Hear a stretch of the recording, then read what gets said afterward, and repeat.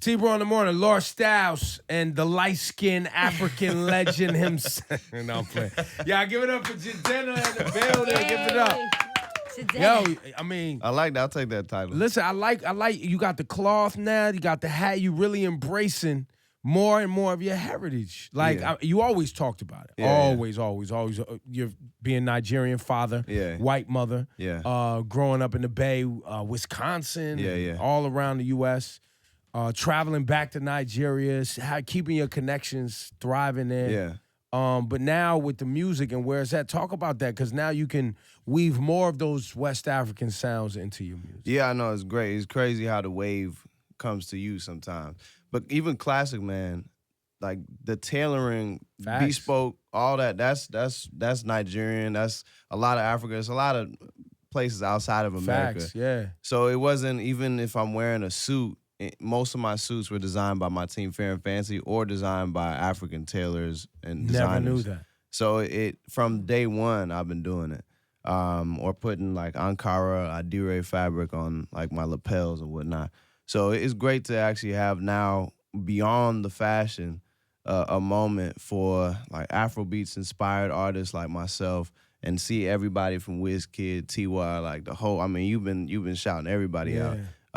It's great to have that wave come to you so you can surf on it.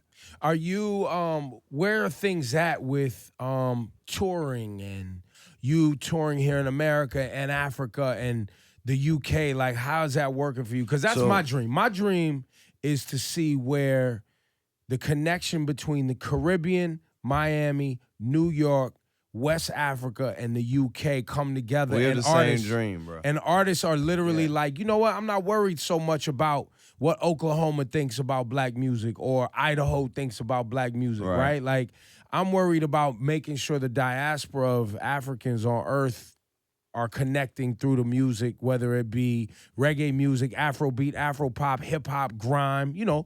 Stormzy's Ghanaian, you know, Skepta's Nigerian. Yeah. You know what I mean? Like, I want to see that. It's happening, bro. I mean, let me start out by where I just came back from. I just came back from Nigeria, South Africa, UK. I believe, and don't quote me, that I'm the first artist, and Sony and Epic Records are the first to send an artist on a promo tour to Africa before even the US, before Europe. Wow. The first one in history. So the labels, because I know, didn't Wizkid and IOJ, they recently just did deals with RCA, didn't they? And Tiwa did the deal with Rock Nation for management.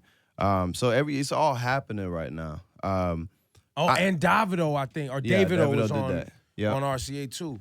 Yeah, I mean, what I'll say is this, man. We got a lot of things going on in the U.S. that we're talking about. I mean, we're talking about police brutality. We're talking about a million things for Black and Latino people.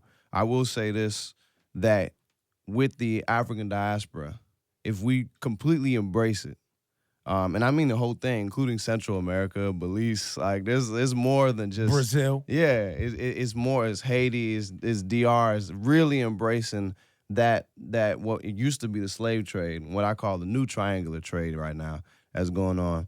If we fully embrace that, we'll be in a completely different position than we are in now. So the music to me is like the spearhead, and it's great to see that happening right now. So I believe that your dream right now, man, that's what's happening. Well, and you know, the relationship between the music is obviously, it goes without saying that's where it all comes from, right? Yeah. That's where we all come from. So I just want to see that happen, because I see so many artists that get frustrated because the essence of their cultures and who they are and what they're trying to convey isn't always universally embraced Right. here in America, which is fine. And some artists are. But there's also a whole other continent that's waiting to hear your story. Right. And we just, out of ignorance, fear, you know, just not knowing, don't take that journey back to connect. And literally, it's arms open when you touch down there. It's like, exactly. And then there's those, you know, here in America, you hear, they don't love us back in Africa. It's completely the opposite. Right. Like, they just want to give you a high five when you touch down, say thanks for coming out, Right. feed you some food, listen to some music, and show you what your heritage is. No, but I've seen that in other genres of music too, like even in with Latin artists, because they're not on trend with the sound that's in the U.S. They'll go over to like Germany or like Belgium and be fully embraced and feel really, really appreciated. Well, we have a friend too. This guy Wei, he's from Thailand. And he was doing hip hop here in America. He was young, whatever. And he's people from Thailand. He went and took hip hop to Thailand. He's like the biggest thing out. He's the guy. Yeah. You know what I mean? Like, and is now coming back to America, making videos, grew up in Jersey and Queens, something like that. Yeah. But there's just a whole world out there. And as, the internet and, streaming. The internet changed everything. And also, I mean, I think the perception of far out places for a lot of Americans is like, oh, it's terrorists, or it's like dangerous, or there's little kids running around with no shoes, which happens here too. Yes. It happens everywhere in the world. But what I would like to see, especially in the African diaspora, just looking at it like it's a place for business and pleasure. How many rappers talk about I'm going to Paris, or I'm going to whatever place that's probably not in Africa, where there's beautiful places like Maputo, Mozambique. There's Joburg, there's Cape Town, there's Lagos, there's Accra. There's so many places, man. And that's something that I know that I'm part of that bridge that's building between the artists. And I think when people see that, like when I was in Joburg, there's homies now that are American that moved there. And they just there. I saw that in Thailand. I'm I saw done. that in like Thailand. I'm good. Like honestly, Africa is that it's like America in the 1800s. Everybody want to be there.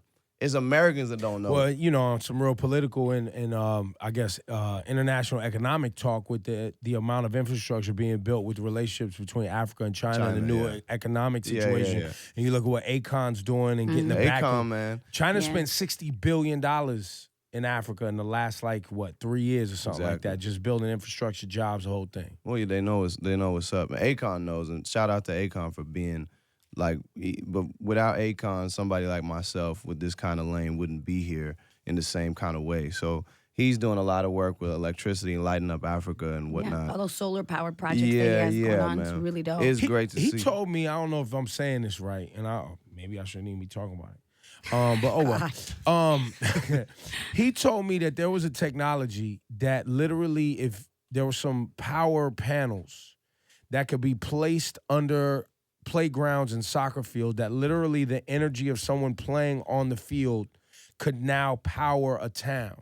Wow. So that energy of people running back and forth on a soccer field playing just a game can be captured and transferred into lighting and heating and things like that. That wouldn't be far-fetched, because I've seen merry-go-round. I've seen kids push that around and use that to cleanse the water. So yeah, I'm sure that work. And someone told me that Nike had created a soccer ball, that kicking the ball around and it rolling around, moving, creates energy that you could take and plug something into that ball and charge phones and this is technology that's available right now. That's we gonna could be use that here, yo. If we had a basketball like that. Yeah, man, you I have wouldn't just to pay charge my her at the electric court. bill. I'd be good to go. Need a charge real quick. Jidenna, so what's the name of the album coming up? Long Live the Chief. Yeah. And you're still with Wonderland Music, Janelle Monáe, the whole crew. Yeah, Wonderland and Epic. Long Live the Chief is the story of a father who's a chief. That's my father. And him passing the baton from father to son. There's a proverb that he used to tell me, and I didn't believe it was true until it actually happened. But he said, "You're not your own man until your father dies. You will never be your own man until your father dies." And, it was a way to humble me is when I started growing up and got taller than him. But also for me, it was definitely a transition for me. So the album deals with that story, and it shows my journeys and travels and in trying to fulfill his responsibilities and my responsibilities now. And when's the album out? This autumn is so we don't have scheduled. an official date yet. But we have this heat rock of a first single that we should probably play for people coming up. Can you talk about, and you've been very vocal about, obviously, what the definition of being a man is specifically here in America, materialism and how we carry ourselves as black and brown men in America, and what leads to some of the communal issues that we have. You've talked about those things. You've also talked about police brutality separately, right? But I just want to hear from you with the most recent killings of black men at the hands of police officers in North Carolina and Tulsa, Oklahoma. What are you seeing out here when you're moving around on the road? Are you seeing frustration? Are you seeing hope? Are you seeing people coming together with a plan in your world? I mean, I think the great thing that I'm seeing that's coming out of, I guess the silver lining that's coming out of the dark clouds is that people are finally voicing their frustration more so now, I think because it's more visible. So all around, whether it's in protest form or somebody on social media or just the conversations that I've been having, and this is not just like black and brown people, this is all people discussing it. People are shocked. Oh my God, I can't believe this has been going on. We need to restore our relationship with the police, like our community. I'm like, restore? When did we have a good relationship? Right, right. We never, before there were police, we didn't have a good relationship. No, they were police. They were just called overseers. So it's like, I'm glad that people are slowly and gradually waking up, but more lives will be lost, unfortunately. But bloodshed oftentimes leads to the actual change that you want to see. So you believe what I just heard you say is before things get better, things are going to get a little bit worse. I mean, they'll continue. I don't think that we're at the point right now where like we're gonna fix it in 1 week and see. It's gonna take a generation. It's gonna take a little while because what we're dealing with, you can't. I don't fully blame any one person, but it's a whole system that we've created as a country.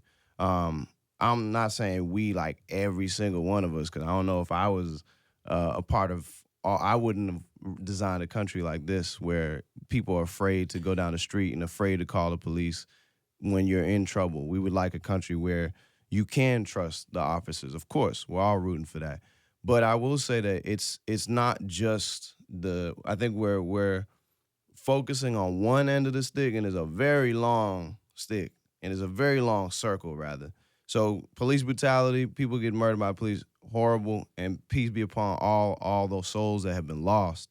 But let's not get lost as well and not realize it's also mass incarceration. It's also education. You look at New York City public schools right now. Terrible. Like that is a pipeline to the prison. It's a direct, in certain states, the people that make the companies that make the chairs for the schools and the desks for the schools are the same companies that actually build the prisons. So that's like, I just want to make sure that we are not just focusing on one end. It has to be a whole movement that's beyond protesting just for the police murders that we're seeing. It really has to be something that we come together in that deals with mass incarceration, that deals with education.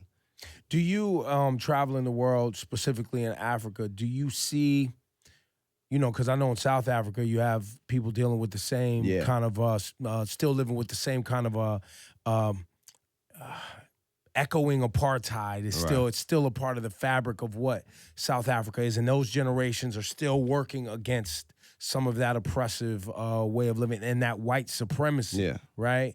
When you talk about going to Ghana, you talk about going to Nigeria where, I'm sure there's government issues, there's economic issues, there's a large disparity between the rich and the poor, not a lot of middle class. What are the conversations that are happening around the world? Are they similar? Because they're still oppressive governments. Yeah. No, colonialism is still here, and at very least the effects of it.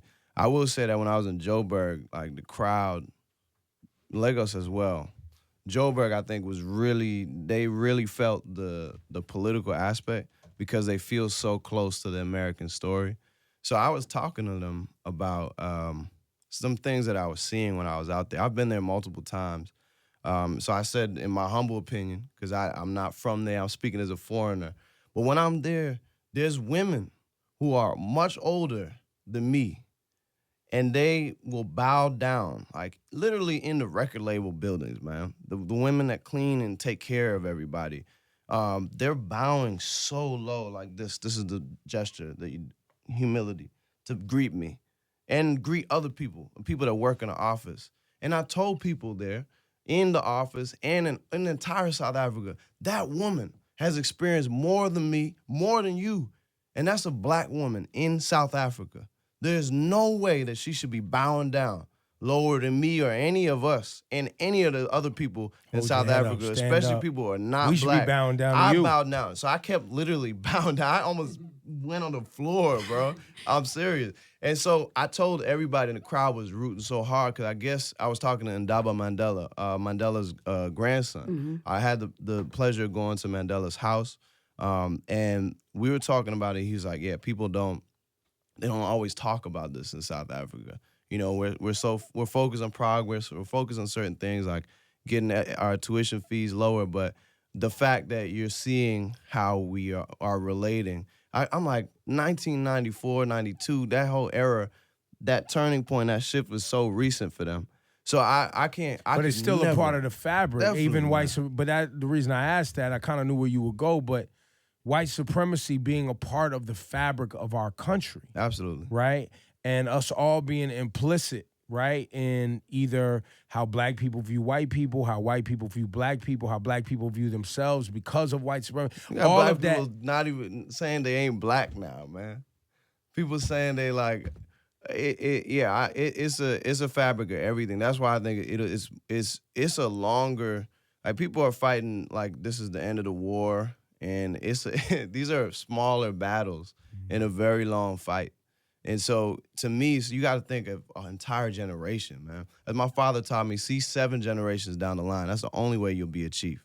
So when I'm looking at everything, I'm seeing way longer than a tweet. You know what I'm saying? And that ain't nothing like, there's no shade to anybody who that's their voice. But there's got to be way more that we seeing. Well, I've also seen you because you and the Wonderland family have been very active in protest and being like on the scene, out in the streets, and actually touching the public and having these conversations. Do you feel like you have affected other artists who maybe weren't as brave to share, their voice? I don't know if we've had an effect on other artists. I don't look at another artist and say you should do this, you should do that. People are gonna be who they are. So I would never like point my finger, you should talk more and protest. Like, for me, I was an organizer before I was doing this. I was a teacher in New York City. I've taught in every borough here besides Staten Island. So I've seen it. I've been on the street. I know a lot of what's going on the ground level. And so it's just a natural thing. It's not because I'm using my platform, I'm a celebrity. I'm doing this. I would do this if nobody's looking. So I don't even know how not to do this. Like I don't want to ever feel helpless. When I go out in East Flatbush and I see somebody get arrested or see somebody thrown in a hooded car, which I've been thrown in a hooded car, how am I not going to stand there? That's my neighborhood. Who's really repping the neighborhood? Everybody talking this rah-rah, I'm a gangster, I'm going to do this. Who are you protecting? Because the gangsters I know that got locked up, some who are back out on the street, peace to all y'all, they protected the block. That's gangster to me. And none of this, whatever they talking about, man, I don't understand that. So for me, it's a natural thing as a human being, regardless of color. And then when I see, and you understand this, as somebody who is in between the worlds of black and white, when I talk to some of my own family, my white family, who I've talked to before, some of the older cats, some people in my own family voted for Ronald Reagan was the greatest president and that Donald Trump is the guy, you know what I'm saying? How could you say that to me? I'm your family. Well, what you're talking about is why Colin Kaepernick decided to take a knee. Exactly. Because, when you are of mixed race or you have white family and you're looking at them say things and you're like, wait, I'm black though. Like It happened with his mom, remember? Yeah, you're like, wait, but you're saying that the way but that person looks like me, like, and you're saying that behavior is okay. Like, exactly. I could ignore it, like you're obviously ignoring it, or because I'm your son or your family member, you're not looking at me as the same as them, but I'm the same as them. I'm connected to them, and that's wrong. So I don't have to take a stand. I'm privileged, right? But I'm going to. And I'm going to propel this conversation forward because there's something about me that hopefully now others who aren't paying attention can relate to it through me. Exactly. And that's kind of what the powerful element of what Colin Kaepernick did was. Absolutely. I think that's the line if you look at certain leaders in our past, whether artists like Bob Marley or, you know, go way back to like the W.B. Du Boises and Booker T. Washingtons and whatnot. A lot of these people, or even somebody like Malcolm X, a lot of these people were mixed or, you know, octoroon, whatever you want to call it, quadroons. These are people that had, could kind of see in between. So it wasn't, what you're saying is we're in a gray space, if you will. Exactly. Right? We are of many worlds. Exactly. So I mean, for me, it's kind of a duty to be able to translate to those people that don't understand, which unfortunately is usually the white side of me, and of us that don't quite get it. And I don't know how you can't get it. And I think the great thing about the phone, the use of camera phones right now, is forcing people to get it. But it is like how. I really don't get how people don't get it. And I think that's where a lot of the frustration is. That's why I love, you know, when I'm seeing Richard Sherman, he used to come over to my house because we went to the same school. And he was homies with my homie. He was really always passionate, playing Madden the same way he plays in the real game. But he, like, seeing what he's doing in the press conferences, that's great, man. That's what we need. The athletes, and I saw Isaiah Washington, what he's calling for. This is what we need. Everybody. It ain't gonna work without each and every one of us. We know that, and I know that too. So some days you're like, whatever, man. I can't even watch it. I'm never whatever, man. I think I'm a little cynical because I've been having the same conversation because I've been on the radio so long, right? So I've been having the same conversation almost 30 years. Yeah. I'm kicking back right now to see the first white football player to take a knee. Mm-hmm. That's what I'm waiting for because that hasn't happened yet. Yeah. There was a young lady for the soccer team. Mm-hmm. Yeah. But which says to me something that you don't, even when your brother, your colleague, your comrade, somebody you go to war with on that field is going through something painful, you still are able to stop and say, nah, I can't relate to that. I'm not going to support you in that. That, to me, it speaks volumes about how individuals see their own fabric and their own family separate than they see everyone else. Absolutely. Whereas you have us that oftentimes want to put our arms around everyone and be inclusive, and we're charged and programmed with being inclusive. No, bring the world together. Bring the world together. That's how we're charged. We're raised like that as black and brown people, right? To say, no, your job is to be inclusive and to be non-threatening and to be love, right? But when that same challenge is given to somebody white, are they going to do that? And that's not what I'm seeing today. That's the most interesting piece to me. It is seeing people at that level. Are you going to put your arms around, as the majority of white people in this country, are you going to put your arms around other American citizens? Yeah. Or are you going to separate yourself from other American citizens in the time of need when they're looking for you to be supported? That's what's speaking volumes to me right now. Yeah, and that's the evidence of where we're at. I'm not... But I'm saying that to your point of how can you not see that there's a problem? Yeah. When literally people are dying and in pain, right? In any normal relationship, human interaction relationship, you see someone in pain and dying, what do? You try to uplift them. That's what we're all raised to do. But in this scenario, you literally have people in our population, citizens of the same country, who are not reaching down and lifting up people who are in pain. And we're supposed to sit around and act like there's not a problem. That's bonkers to me. The thing that I know you're saying you were cynical because you've been having the same conversation, and I think for me, it's it's definitely being jaded is always.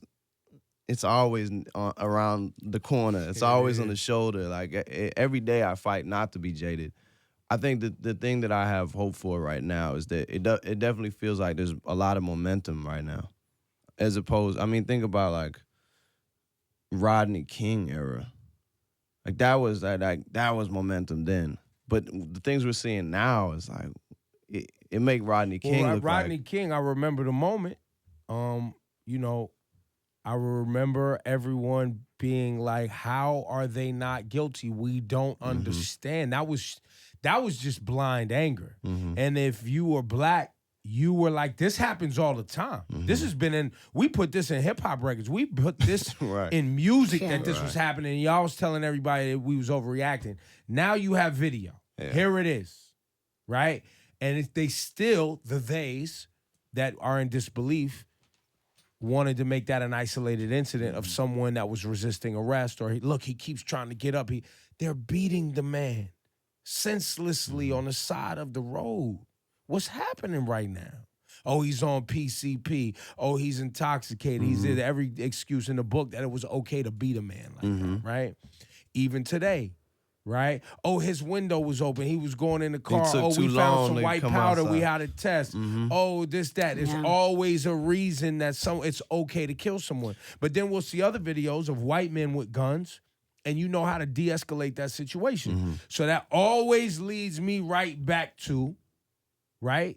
White supremacy. You don't, and we don't train people, if that's what it takes, or show people that it doesn't matter what your skin is or where you're from. We should be exercising some love amongst one another. There's a faction of this country that looks at black and brown people like they don't deserve, they don't belong. This is not theirs. It'll never be yours, and we will remain dominant no matter what. And that's being continued to drive home. Either you're going to succumb to this idea that you don't belong and you ain't supposed to be here, right? And you're going to leave. Just leave then if you don't like it. Oh, you're going to kneel? Well, then just, how dare you believe in the promise of America? Who gave you the audacity? The fuck is wrong with you? You're not supposed to believe the lie, idiot. If you don't like it, leave. Did you see the dude? What I'm saying? Like, what the fuck are we talking about? Did you see the dude who got the Kickstarter going? He was like, okay, I'll leave then. Just kickstart my way home to Africa. I didn't see it. That's for real. And I thought that was clever. Here's the thing. I do think there's some innovative things that we could do. I love the protests, the boycotts and whatnot. I will say that people expect that. So if you're looking at strategy, you gotta do some things that are not. That Kickstarter was unexpected. There's other things that we could do. I think that if we honed in on what would change the problem, our issue is accountability. That's where from Rodney King to today, is accountability. The only way you're going to get that is if the prosecutor is not in bed with the police already. So if we had an independent Office of Investigations, a for real, yep. That's how you're going to get some accountability when officers are unlawfully arresting and unlawfully murdering citizens. Like, it's things like that. I think also I had this idea of uniforms. If a community could actually change the police uniforms of their neighborhood or their district, because some of these uniforms look like RoboCop, bro, like paramilitary RoboCops. And if a community could change just the uniform, because there's a lot of psychology that goes into how people dress. I mean, obviously, I've used it. Donald Trump said it last night, right? Like the words law and order. Yeah, he was bringing that back. Words? He loved it. Law and order, right? Like oppress the people, beat them into submission. Yeah. This is not their country. Tell them to follow the rules. If you don't like it, lock them up. That's basically what he's saying. Yeah, and that they're dangerous to themselves. Basically, that's what he's saying. In Chicago, they need us. It's the same. I mean, same thing. African Americans and Latinos, you're living in hell. Look at you. Your life is worthless. You may as well vote for me. That's basically what he said to you. Yeah, and what's ironic is that, and then he's talking about stop and frisk and whatnot, and shouting out Giuliani. But then you look at de Blasio. The first quarter of 2016 had some of the lowest crime rate and murder rate ever in recorded history in New York City. In any major city in America. Period. So it's like record lows and record low stop and frisk. So it's a direct relationship. It just proves like everything that Trump and Giuliani, whoever wants to get on the soapbox and start talking that law and order, rah-rah, that's not how it works, man. People want to have feel like they're safe and they can trust people. And that's how you're going to get the best results. Jidenna, man, it's always good building with you. Always sir. good. I'd also, you know, any activities, anything you got going on in New York City, always let us know how to support too. Always good to see y'all.